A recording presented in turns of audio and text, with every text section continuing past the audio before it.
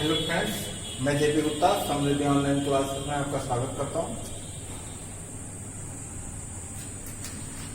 DElEd second semester शिक्षा के नवीन प्रयास के अंतर्गत हमने पिछला वीडियो जो पढ़ा था राष्ट्रीय शिक्षा नीति का कार्य योजना 1992 या कार्य योजना 1992 के नाम से जाना जाता है। वो राष्ट्रीय शिक्षा नीति या यूं कहें संशोधित राष्ट्रीय शिक्षा नीति 1986/1992 की कार्य योजना थी, जिसके बारे में हमने पढ़ा।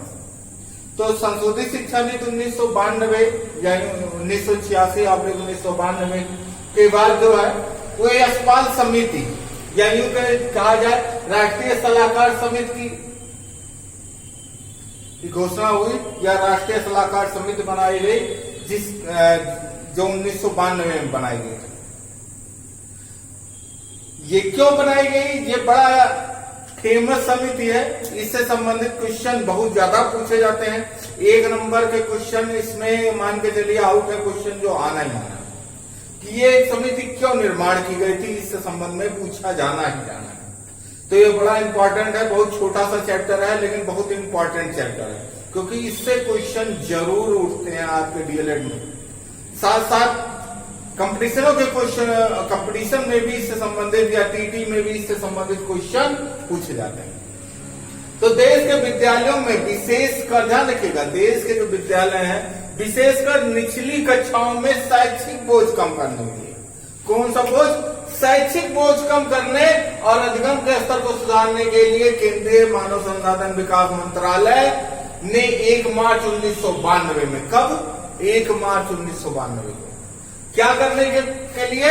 शैक्षिक बोझ कम करने और अधिगम स्तर को ऊंचा उठाने के लिए, विशेषकर निचली कक्षाओं में, प्राइमरी स्तर पर विशेषकर निचली कक्षाओं में। प्रोफेसर यशपाल जो भूतपूर्व अध्यक्ष रहे थे यूजीसी के, उनकी अध्यक्षता में 8 शिक्षाविदों की एक राष्ट्रीय सलाहकार समिति 1992 का गठन किया गया। किसका? राष्ट्रीय सलाहकार समिति 1992।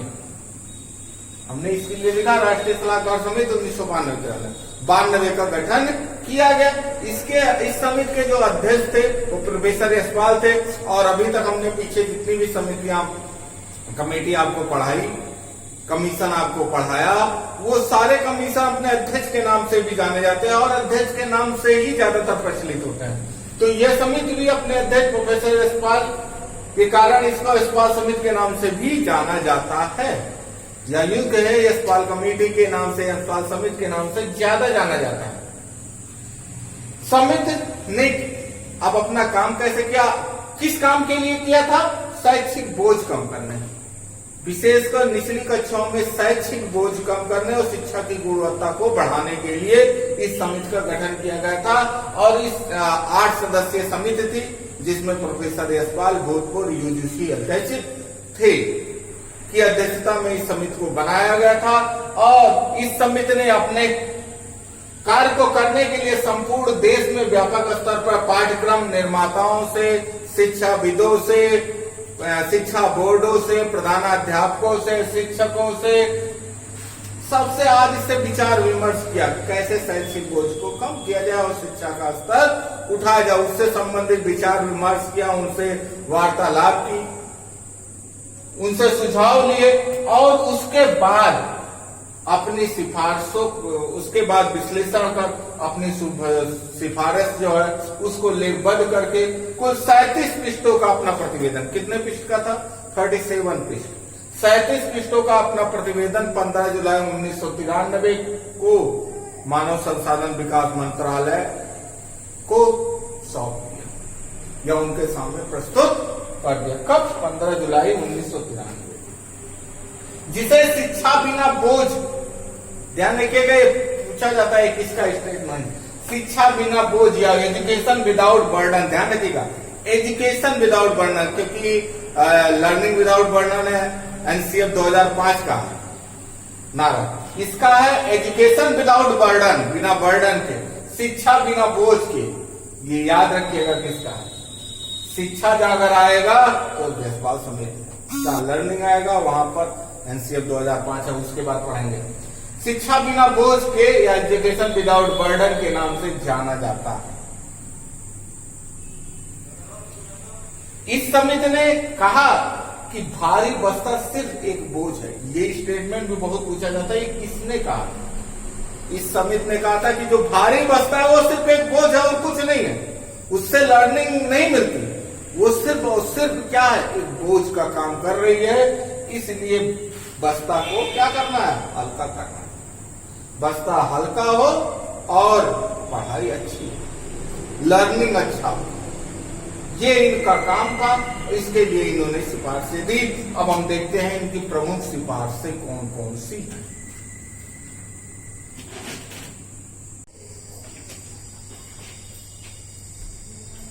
यशपाल समिति के मुख्य सुझावों की अगर बात करें तो उन्होंने मुख्य सुझाव, प्रमुख सुझाव की बात की है, क्योंकि वो ज्यादा पूछे जो है एक नंबर में या ऑप्शनल क्वेश्चन में ज्यादा पूछे जाता है। तो ध्यान रखिएगा कि पब्लिक स्कूलों में प्राथमिक कक्षाओं में बच्चों के बस्ते की औसतन वजन जो है उन्होंने 4 किलो निश्चित किया था। 4 किलो के आसपास हो, औसतन वजन कितना होता है, 4 किलो के आसपास जो बच्चे का औसतन बैग का वजन है। और गृह कार्य पाठ्य पुस्तक से हटकर दिया जाए, मतलब ये नहीं सिर्फ पाठ्य पुस्तक वाला ही गृह कार्य दिया जाए, उससे हटकर भी गृह कार्य को किया जाए। और छात्रों में गृह कार्य के लिए बारी बारी से पुस्तकें उपलब्ध कराएगा, जैसे आजकल किया जाता है, टाइम टेबल बनाया जाता है। टाइम टेबल के हिसाब से बच्चे पुस्तकें लेके आते हैं, जिस दिन जिसका टर्न होता है उसी अकॉर्डिंग बारी बारी से गृह कार्य भी दिया जाता है। तो उसी के बाद उन्होंने कही है। और एक जो प्रमुख सुझाव दिए थे वो यह था कि प्राथमिक कक्षाओं में शिक्षक छात्र अनुपात जो 1:40 था वो 1:30 हो, उस पर सुझाव दिया था। शिक्षक छात्र अनुपात 1:40 था, मतलब 40 छात्रों पर एक शिक्षक का अनुपात था जो प्राथमिक स्कूलों में था, वो घटाकर इन्होंने 1:30 कर दिया कि 30 बच्चों पर एक शिक्षक हो, जिससे इसकी गुणवत्ता में सुधार किया जा सके। भाषा की पाठ्य पुस्तकों में स्थानीय और बोलचाल के मुहावरों को शामिल करने की बात कही। जो स्थानीय और बोलचाल के मुहावरे हैं उसमें भाषा की पुस्तकों में उन चीजों को शामिल किया जाए, जिससे क्योंकि बोलचाल की भाषा या स्थानीय भाषाओं में वो मुहावरे डेली बालक सुनते हैं तो उसका अर्थ समझ सके। साथ साथ बाल केंद्रित सामाजिक वातावरण निर्माण करने हेतु इलेक्ट्रॉनिक प्रचार माध्यमों का अधिक प्रयोग करने की बल दिया। इलेक्ट्रॉनिक प्रचार माध्यम, इलेक्ट्रॉनिक चीजों पर प्रयोग करने का इन्होंने बल दिया, जिससे बालकों में अधिगम स्तर को ऊंचा बढ़ाया जा सके, छात्रों में रुचि उत्पन्न किया जा सके, इसलिए इलेक्ट्रॉनिक प्रचार माध्यमों का बल देने की बात कही। तथा कक्षा 6 से 10 तक के सामाजिक विज्ञान में देश की राजनीतिक, सामाजिक एवं आर्थिक व्यवस्था को स्थान देने की इन्होंने बात कही कि ये राजनीतिक, सामाजिक एवं आर्थिक व्यवस्था सामाजिक विज्ञान के अंतर्गत पढ़ाया जाए। तथा नर्सरी कक्षाओं में जो परीक्षण एवं साक्षात्कार होता है, जो आजकल चलन है, अच्छे नर्सरी विद्यालयों में देखिए माता पिता का साक्षात्कार होता है। अगर माता पिता इंटरव्यू में पास होते हैं तो भी बच्चों का एडमिशन होता है। वो सारी चीजें इन्होंने कहा खत्म करने की बात कही, रोक लगाने की बात कही। क्या ऐसा ना हो, फिलहाल ऐसा रोक हुआ नहीं है, लेकिन ऐसा इन्होंने अपना सुझाव दिया है। शिक्षक की व्यवसायिक दक्षता में वृद्धि करने के लिए शिक्षक प्रशिक्षण तथा इस प्रकार के अन्य कार्यक्रमों आयोजित करने की बात कही कि शिक्षक की दक्षता में वृद्धि हो सके, उसको नई नई चीजें, नवाचारों का ज्ञान हो सके, उसके लिए शिक्षक प्रशिक्षण की आवश्यकता पर बल दे। तो ये तो कुछ प्रमुख सुझाव थे जो आपके एग्जाम में पूछे जाते हैं। ये याद रखिएगा, ये किसने दिया था, ये ध्यान रखिएगा। तथा नर्सरी स्कूलों के लिए कुछ मान्यता नियम निश्चित करने की बात कही गई थी, साथ साथ नियमों को कठोरता से पालन कराने की बात कही गई थी, और बहुत सारे किए गए थे। लेकिन ये जो प्रमुख सुझाव है जो पूछे जाते हैं, अगर आपका 2 नंबर में पूछता है तो 5-7 सुझाव अगर लिख देंगे तो सफिशिएंट होगा उसके लिए। 1 नंबर में ये पूछा जाता है, 5 ये पूछा जाता है, ये पूछा जाता है। इस सब चीजों को ध्यान रखिएगा। अगर बहुत सबसे ज्यादा पूछा जो जाता है वो यही पूछा जाता है, यशपाल समिति किस लिए बनाई गई थी, कब बनी थी, इसके अध्यक्ष कौन थे, ये सारी चीजें पूछी जाती हैं, उसको आप ध्यान रखिएगा। बहुत इंपॉर्टेंट है, बहुत छोटा सा चैप्टर था और लेकिन बहुत इंपॉर्टेंट चैप्टर था, क्योंकि इससे पूछे जाते हैं सिर्फ डीएलएड सेकंड सेमेस्टर के पेपरों में ही नहीं, टीईटी के पेपरों में भी इससे क्वेश्चन बहुत ज्यादा आते हैं, सहायक अध्यापक वृत्ति परीक्षा में भी इससे क्वेश्चन आते हैं। तथा अन्य परीक्षाओं में भी अगर सिलेबस, क्योंकि इतिहास का ही पार्ट है ये, तो इतिहास के अंतर्गत अब बात ये अलग है कि शिक्षा का इतिहास है, तो इतिहास का ही पार्ट है, तो इसलिए इससे क्वेश्चन उठते हैं। तो याद रखिएगा, ध्यान रखिएगा इससे। और आज का वीडियो आपको पसंद आया तो लाइक करिए, शेयर करिए, कमेंट करिए। इसी के साथ आज का वीडियो समाप्त करते हैं। नेक्स्ट वीडियो में हम एनसीएफ नेशनल करिकुलम फ्रेमवर्क 2005 का अध्ययन करेंगे। धन्यवाद।